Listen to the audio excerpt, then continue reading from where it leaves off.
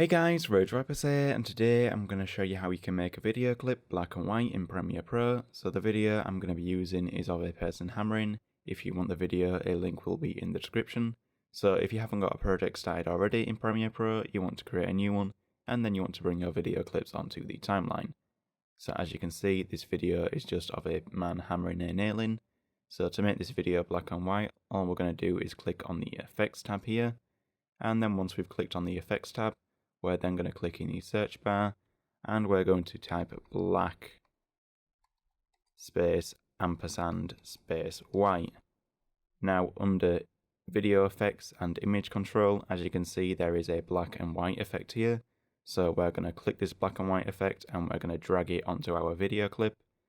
And there you go. Now our video clip is in black and white. So guys, that's as simple as it gets. If you like the video, don't forget to like button.